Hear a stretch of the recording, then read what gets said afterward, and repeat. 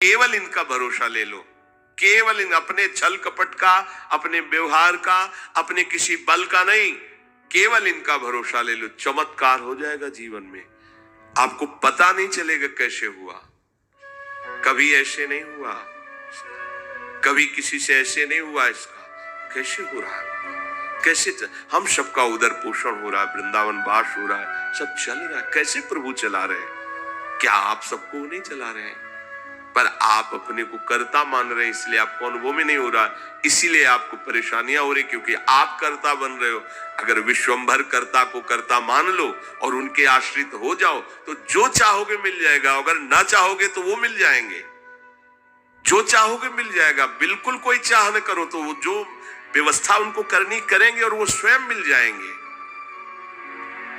अर्थार्थी भक्त को धन संपत्ति वैभव चाहिए, पर वो केवल हरि से चाहिए, दूसरे से नहीं।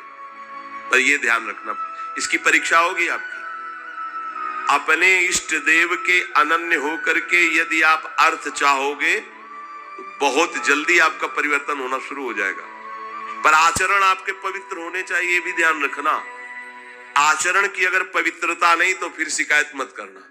आप अपने आचरण पवित्र करो और नाम जप करो, केवल हरि के आश्रित रहो, फिर देख लेना।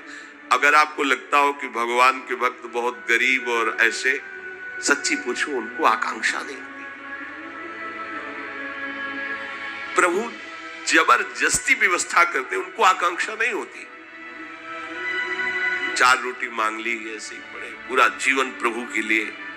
उन प्रेमी महापुरुषों की चरण धूल अगर शरीर का स्पर्श कर ले तो पावन हो जाए। देवता तरसते हैं उनकी सेवा के लिए, सिद्धियां हाथ जोड़े खड़ी रहती हैं, पर वो अकिंचन महात्मा किसी से कुछ नहीं चाहते। कि ऐसा न समझो कि हमारा दास, हमारा भक्त, हमारा आश्रय लेने वाला ऐसा नहीं है। वो हरिदास, भगवान के चरणों का दास है।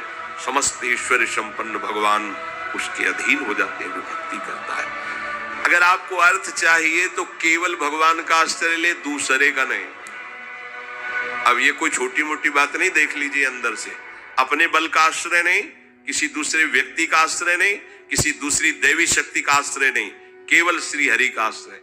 और जब आप पक्के उतर जाओगे, जैसे सुदामा जी, तो जैसी द्वारिकापुरी थी वैसे सुदामापुरी हुई। जैसा वैभव द्वारिकाधीश का वैसे सुदामा जी का वैभव था। पक्का मान लीजिए।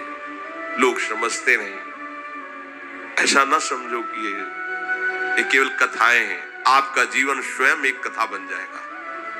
यदि आप हरि के आश्रित हो गए तो आपका जीवन चरित्र दूसरों के लिए उदाहरण बन जाएगा। पर निष्ठा चाहिए। कई कई दिन भूखे रहे सुदामा जी। उनका मित्र किसी जमींदार के यहाँ पुरोहिती करता था। वो जब पालकी से निकलता, कहाँ गली गली डोल रहे हो कृष्ण कृष्ण बोलते हुए, आओ हमारे यहाँ, हमारा जजमान धनी है, आके थोड़ा वेद पाठ कर दिया करो, पूरे परिवार का पोषण कपला रहता है। हम वादा करते हैं उनका, नहीं, हमारे जजमान तो श्री कृष्ण। घर आते पत्नी पूछती, कुछ मिला? 5 घर हुआ है, कुछ मिला नहीं। चलो तुलसी दस और चरणामृत से भगवान ने।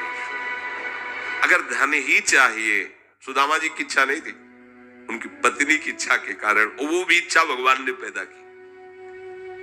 ये भक्तजनों को ऐसा ना समझो फटे पुराने कपड़े पहने या ऐसे घूम रहे हैं, बड़े अभागी हैं। हम तो बड़े भाग्यवान हैं क्योंकि हमारे पास सारा ऐश्वर्य है।